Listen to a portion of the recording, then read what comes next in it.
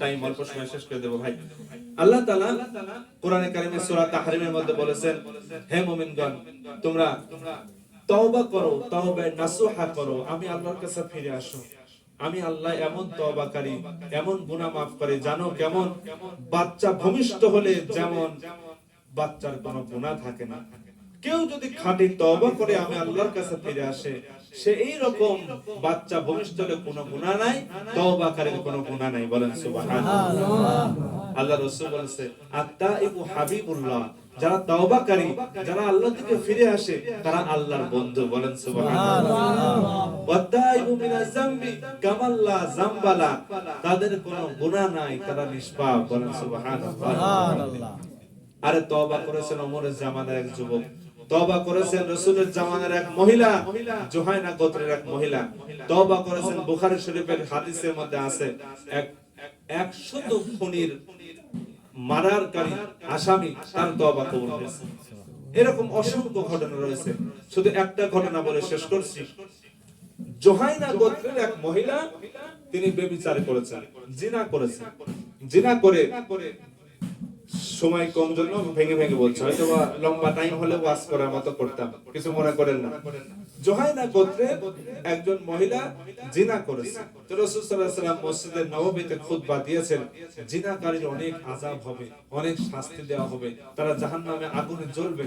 তো ওই মহিলা এই খুতবা শুনেছে, শোনার পরে রাসূল সাল্লাল্লাহু আলাইহি ওয়াসাল্লামের কাছে বলতেছে, রাসূলুল্লাহ, আমি তওবা করতে চাই, আমি ফিরে আসতে চাই, আমি জিনা করেছি, আমাকে দুনিয়াতে শাস্তি দেন, আমাকে সাজা দেন, যাতে আমি আখিরাতে কোনো শাস্তি ভোগ করতে পারবো না, কোনো শাস্তি আমি উপভোগ করতে পারবো না, আমার কষ্ট হবে, আমাকে আপনি সাজা দেন। রাসূল বললেন, তোমার পেটে বাচ্চা আছে, সেই বাচ্চা ভূমিষ্ঠ হোক, তারপর আসবে।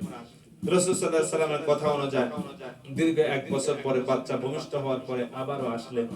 রাসূল সাল্লাল্লাহু আলাইহি ওয়াসাল্লামকে বলছি, ইয়া রাসূলুল্লাহ, আমার বাচ্চা ভূমিষ্ঠ হয়েছে, আমাকে সাজা দেন, আমি কবরের শাস্তি ভোগ করতে রাজি নয়, কবরে কঠিন শাস্তি আমাকে দেওয়া হবে, সেই শাস্তি গ্রহণ করার মতো শক্তি আমার নাই, আমাকে দুনিয়াতে আপনি সাজা দেন, শাস্তি দেন, আমার বিচার আপনি করেন। রাসূল সাল্লাল্লাহু আলাইহি ওয়াসাল্লাম বললেন, তোমার যে বাচ্চাটা ভূমিষ্ঠ হয়েছে, এই বাচ্চাটা দীর্ঘ 2 বছর বা 1.5 বছর তোমার স্তনের দুধ পান করবে, যখন নিজে হাতে এই বাচ্চা খাইতে পারবে তখন আমার কাছে আসবে। দীর্ঘ 1.5-2 বছর পর আবার ওই মহিলা আসলেন, একটা রুটি হাতে বাচ্চার দিয়ে বললেন, ইয়া রাসূলুল্লাহ, আমার বাচ্চা এখন খাইতে পারে, আমাকে সাজা দেন। তো যখন রাসূল সাল্লাল্লাহু আলাইহি ওয়াসাল্লাম বিচার করলেন, সাহাবীদের বললেন, ও আমার সাহাবীরা, এই মহিলাটাকে অর্ধেক মাটির মধ্যে গেড়ে পাথর নিক্ষেপ করে তাকে সঙ্গে সার করে এরকম ভাবে তাকে দুনিয়া থেকে বিদায় করে দাও। তো রাসূল সাল্লাল্লাহু আলাইহি ওয়াসাল্লামের কথা অনুযায়ী সাহাবীরা মহিলাকে মাটির অর্ধেক গেড়ে পাথর মেরে মেরে, ইট মেরে মেরে ওই মহিলাকে ক্ষত বিক্ষত করে দুনিয়া থেকে বিদায় করে দিলেন। ওই সময় ওমর ফারুক রাদিয়াল্লাহু তাআলা আনহুর শরীরে ওই রক্ত ছিটে লাগছে। রক্ত লাগার সাথে সাথে রাসূল সাল্লাল্লাহু আলাইহি ওয়াসাল্লামকে বলছেন, ইয়া রাসূলুল্লাহ, একজন নাপাক মহিলার রক্ত আমার শরীরে লাগছে। এই মহিলা অপবিত্র ছিল, যেই মহিলার রক্ত আমার শরীরে লাগছে।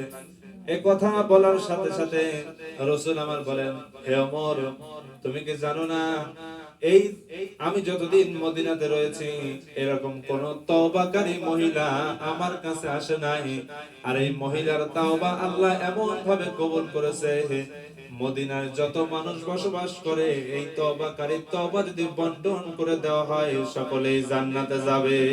সুবহানাল্লাহ। তাহলে তওবা করার দরকার আছে না নাই? আছে। আল্লাহর কাছে ফিরে যেতে হবে আমাদের সকলের, আল্লাহর কাছে ধরা দেওয়া লাগবে। যাইতে চাবেন না, যাবে জিবরাইল মালাকুল মউত এরকম ধরে নিয়ে যাবে, কোন রকম পিছু টানার কোনো সুযোগ নাই। কেউ আপন বলে ঘরে রাখবে না, স্ত্রী রাখবে না, আবার আপনার স্ত্রী বিদায় নিলে আপনার স্বামী হিসাবে রাখবেন না। মা বাবা কেউ মারা গেলে ঘরের মধ্যে রেখে দিয়ে মমি বানায় রাখবো না, সকলেই আমরা মাটির কবরে রেখে আসি। এত ভালোবাসা, এত মহব্বত কোনো কিছু থাকবে না, সব বিদায় নিয়ে চলে যাবে। শুধু থাকবে আমল। যদি ভালো আমল করেন, ভালো সালিহা কাজ করেন, সবকিছু আপনার জন্য সুপারিশকারী হিসাবে দাঁড়িয়ে যাবে।